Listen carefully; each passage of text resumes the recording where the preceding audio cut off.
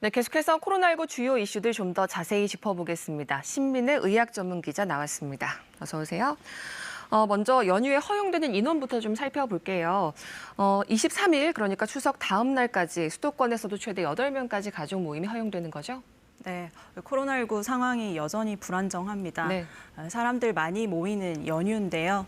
추석 연휴 기간 동안은 수도권 비롯한 전국 모든 지역에서 8명 모임이 23일까지 허용이 됩니다. 대신 이 8명 중에서는 백신 접종을 모두 마치고 2주가 지난 접종 완료자들이 4명이 포함이 돼야 되는데요. 네. 또 이 가족의 모임의 범위는 이제 직계 가족뿐만 아니라 사위나 며느리와 같이 친인척도 두루 포함이 됩니다. 그런데 이 4단계 지역에서 8인 가족 모임은 집에서만 가능합니다. 네. 그 외 3단계 이하 지역에서는 집뿐만 아니라 다른 네. 지역에서도 8명 모임을 하실 수가 있으니 참고하시기 바랍니다. 네, 지금 말씀드렸던 추석 다음 날이 아니라 추석 다다음 날이죠. 목요일까지 가능한 걸로 정정을 하겠습니다. 네. 그리고 미국 부스터샷 접종 계획에 좀 제동이 걸렸는데요. FDA 자문위원회에서 모든 성인이 부스터샷을 맞을 필요는 없다 이렇게 권고를 했습니다. 이 상황을 좀 점검을 해본다면요? 네, 우리나라 식약처 기능을 하는 게 미국으로 치면 FDA입니다. 그렇죠. 여기에 자문기구인 발팩 전문가들이 16세 이상의 모든 인구에게 부스터샷을 맞힐 필요는 없다고 권고를 했습니다. 아직 전 국민 부스터샷을 시행하기에는 좀 시기가 이르다고 판단을 한 건데요. 네. 백신이 이제 중증 예방 효과가 약해졌다는 걸 뒷받침할 충분한 근거가 없다는 게 이유입니다. 그리고 또 이런 상황에서 너무 빠르게 이제 부스터샷 접종을 하게 되면 오히려 심근염 같은 부작용 발생 위험이 또 높아질 가능성이 있고요.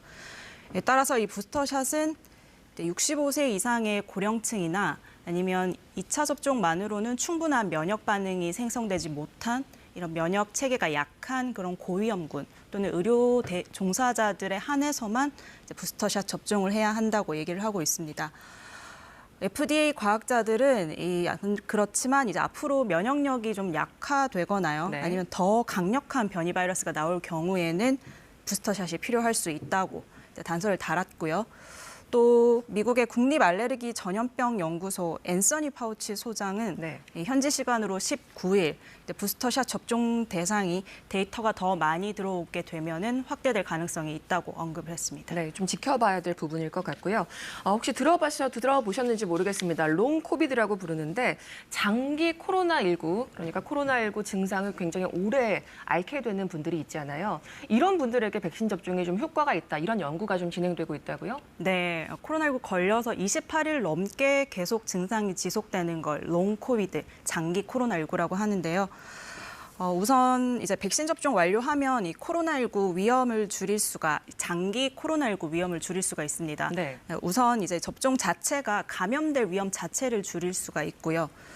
그리고 이제 작년 12월에서 올해 7월 사이에 이제 영국에서 전화 어플을 통해서 제출된 데이터를 기반으로 해서 이 권위적 학술지인 랜싯에 발표된 연구에 따르면요. 네. 이 백신을 완전히 접종한 사람에서 돌파 감염됐을 경우에 이제 백신을 접종하지 않은 사람들보다 이 롱 코비드, 그러니까 장기 코로나19에 걸릴 확률이 50%, 즉 절반 가까이 낮았다는 결과가 나오고 있습니다. 네, 어쨌든 백신 접종과 관련해서 효과가 지금 나오고 있는 거니까 반가운 소식이긴 합니다.